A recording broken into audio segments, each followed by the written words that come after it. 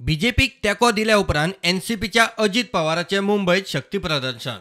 शरद पवार 83चो ताणे रिटायर जावचे, आमकां मार्गदर्शन करचे म्हूण अजित पवाराचो उलो. आजही माझं ते श्रद्धास्थान आहे. पण कार्यकर्त्यांनो, महिलांनो, तरुणांनो, तुम्ही सांगा, एखादा माणूस नोकरीमध्ये लागला तर महाराष्ट्र सरकारमध्ये 58व्या वर्षी रिटायर होतो. IAS IPS असेल तर 60व्या वर्षी रिटायर होतात. राजकीय जीवनामध्ये असेल तर भाजपमध्ये 75 वर्षांनंतर रिटायर केलं जातं. अडवाणींची उदाहरण घ्या, मुरली मनोहर जोशींचं उदाहरण घ्या, कुणाचंही उदाहरण घ्या. त्याच्यानंतरच्या काळामध्ये आता नवीन पिढी पुढे येते. तुम्ही आशीर्वाद द्या ना. चुकलं तर सांगा ना, अजित तुझं हे चुकलं.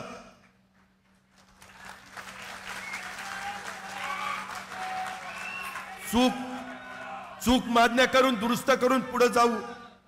पण कुणा करता चाललं हे? कशा करता चाललं हे?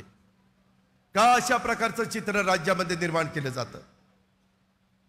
काय आम्ही कुणाच्या पोटी जन्माला आलो नाही, ही चूक आहे आमची. मित्रांनो, काळ आता जर वय जास्त झालं, 82 झालं, 83 झालं, तुम्ही कधी थांबणार आहात का नाही? तुम्ही आशीर्वाद द्या ना. त्याच्या संदर्भामध्ये आम्हाला वाटतं तुम्ही शतायुष्य व्हावं. रतन टाटा साहेबां परस 3 वर्सां व्हडलो. सायरस पुनावाला 84चो, अमिताभ बच्चन 82चो, अजूनही बरे काम करता. सुप्रिया सुळेची जाप. शरद पवाराचे शक्ती प्रदर्शन. बाकी कुणाबद्दलही बोला, कुणाबद्दलही आमच्यावर करा, काही करा, पण बापाचा नाद नाही करायचा. की काही लोकांचं म्हणणं आहे की काही लोकांचं वय झालंय, त्याच्यामुळे त्यांनी फक्त आशीर्वाद द्यावे. का बरं आशीर्वाद द्यावे? रतन टाटा साहेबांपेक्षा 3 वर्षांनी मोठे आहेत. आजही टाटा ग्रुप पोटतिडकीनी लढतात आणि सगळ्यात मोठा कुठला ग्रुप आहे आज देशात? टाटा ग्रुप आहे. रतन टाटांचं वय काय? 86. त्याच्यानंतर सिरम इन्स्टिट्यूट घेतलं का नाही इंजेक्शन? सायरस पुनावालाचं वय काय? 84. साहेबांचे आणि पाटील काकांचे वयाचे एका वर्गात होते सगळे. किती? 84. त्याच्यानंतर अमिताभ बच्चन किती वय? 82. आज कुठली जाहिरात लागताना सगळ्यात पॉप्युलर नाम कोण आहे? अमिताभ बच्चन. वय किती? 82. त्याच्यानंतर इंग्रजीवाल्यांना माहिती आहे वॉरेन बफेट. अरे सबसे देखो तो फारुख अब्दुल्ला साहेबांपेक्षा 3 वर्षांनी मोठे आहेत. महाराष्ट्रात बायला चलया सेफ ना. राज्य चलोवप्यांक पातयेवपाक जायना. हे राज्य शिवाजीच्या विचारान चलपाक जाय. शरद पवार उलयलो.